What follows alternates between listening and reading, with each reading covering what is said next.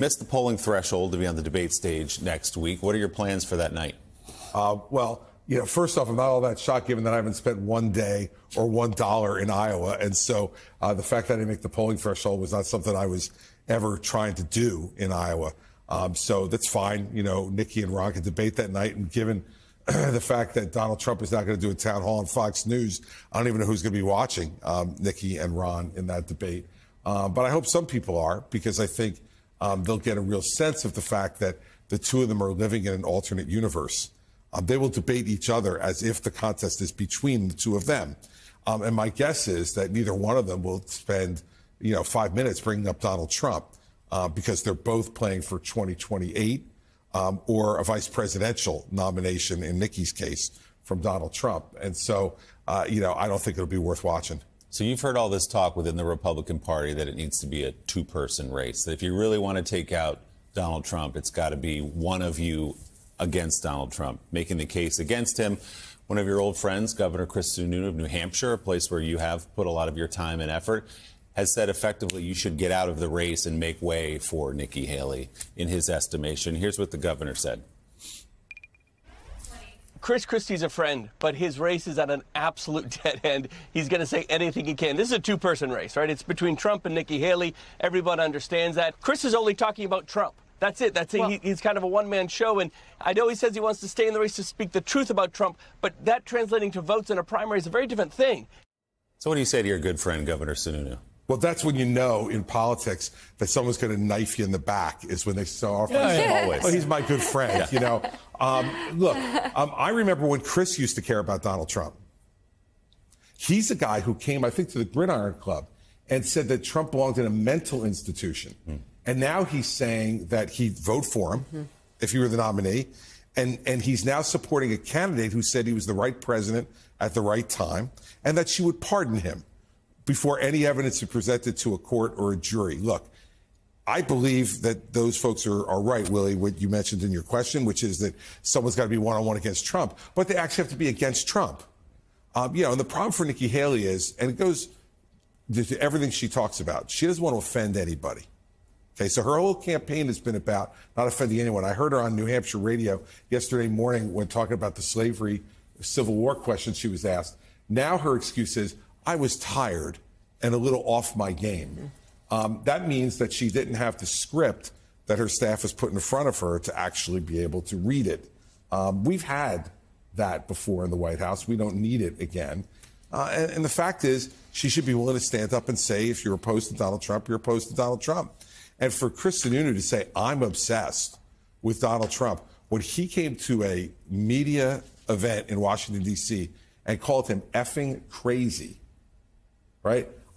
I don't know. I've never said that. And I think that the problem is, ever since Chris has, so started to support Nikki, he's decided to adopt her offend no one positions. So, look, he's all in. They got big endorsements last night.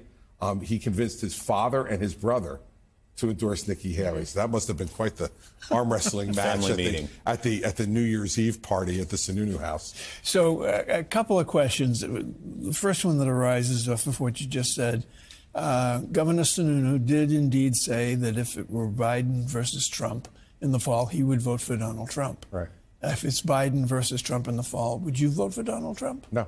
So what is it about various Republican candidates for the presidency who live with the knowledge of what Trump has done to the country, the damage that he's done to this country that will ensue for God knows how long?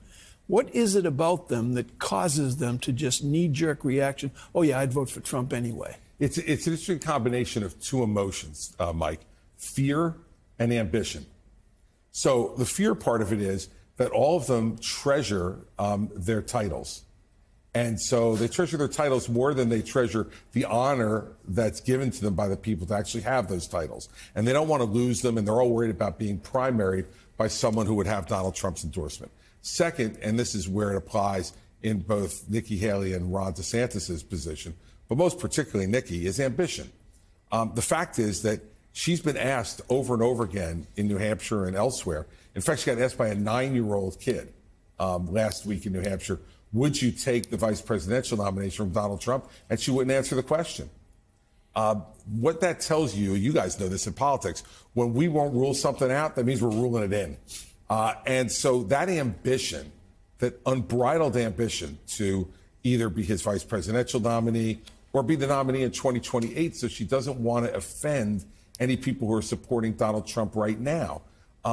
That's not the formula for beating Donald Trump in 2024. And so to anybody who, talks about the race should be one-on-one, like Chris Sununu, if there was someone else other than me who had been willing to take on Donald Trump and tell the truth about him, I might consider getting out of the race. But there isn't. And so since there isn't, someone has to do it, and I'm going to do it. And the toughest criticism we've seen of Donald Trump from Nikki Haley and Ron DeSantis, Mika, is that he won't show up at the debate, which is a pretty safe place to criticize him. I'm sure he's wounded by that, Willie. Yeah, absolutely. Well, Chris, I appreciate what you're doing because there are a lot of lies being promoted by Donald Trump and his followers and cronies and even lawmakers on Capitol Hill who can't seem to face the truth about our Constitution and our values. I'm curious about the Fox News town hall, and if you're at all hopeful. I mean, Fox settled with Dominion $787 million for promoting lies. So they paid big for sort of getting in bed with Trump's lies. But he's going to be interviewed by two journalists who are really talented, committed journalists. Is there any hope that he will actually be called out when he tries to tell a lie on stage? Yeah, look, I actually have great respect for both Brett and Martha.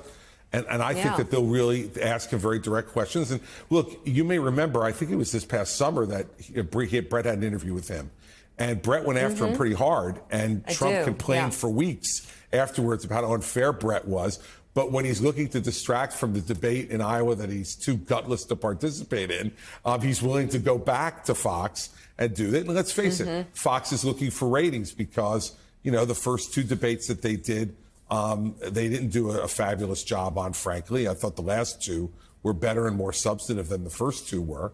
And they're looking to get themselves back in this game somehow because in New Hampshire, there's going to be two debates within 7 days.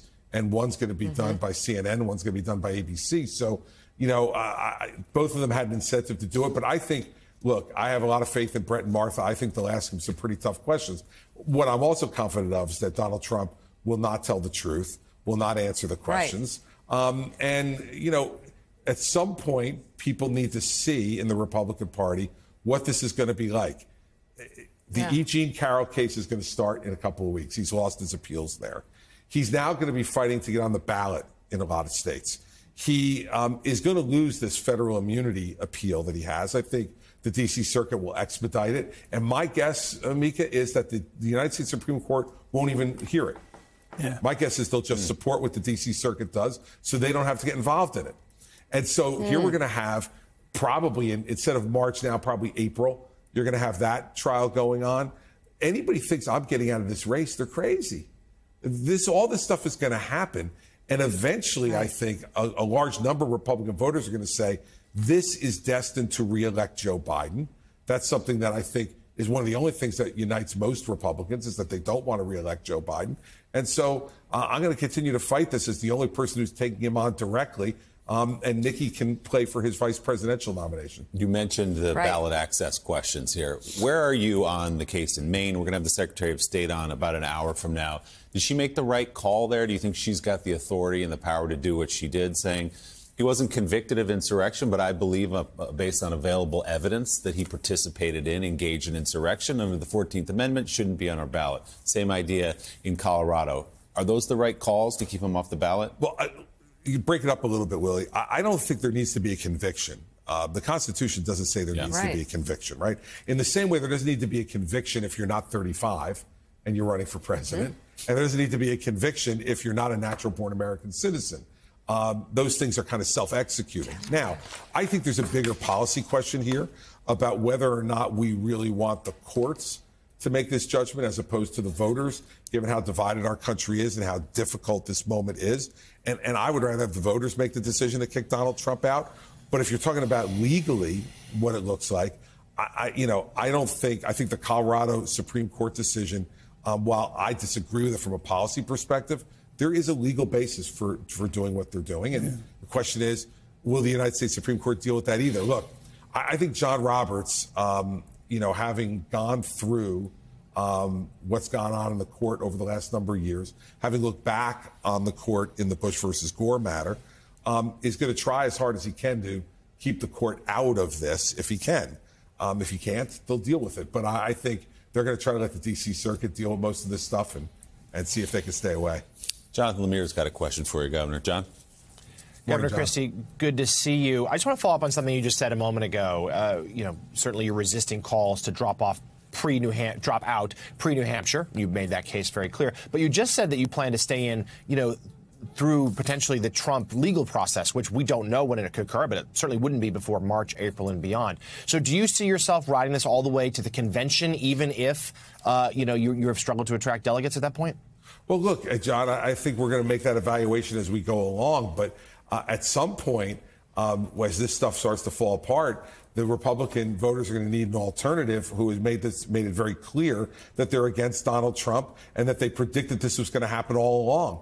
And I've been saying it ever since I got into the race, unlike anybody else in the race. And so, this is never going to be easy. When I got into the race, I said everybody is an underdog.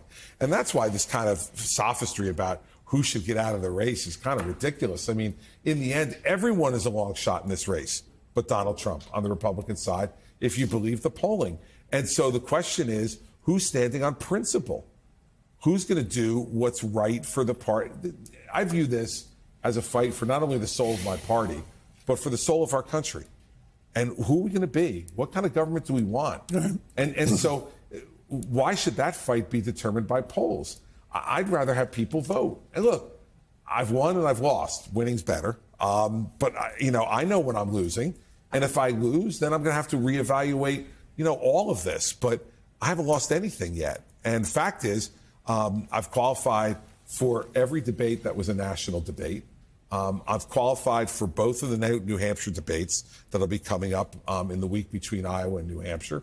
I've met every mark that you needed to make that have been artificially set either by the RNC or by some of the networks. And the only place where I didn't meet it was in a place like Iowa, where I haven't campaigned, run one TV commercial, or even shown up. I have not been on terra firma in Iowa, in the year 2023 or 2024, and I don't expect I will be. So every place where I've campaigned and worked, we've been able to qualify for debates, and I think we've made a difference in those debates, and we're going to continue to work hard.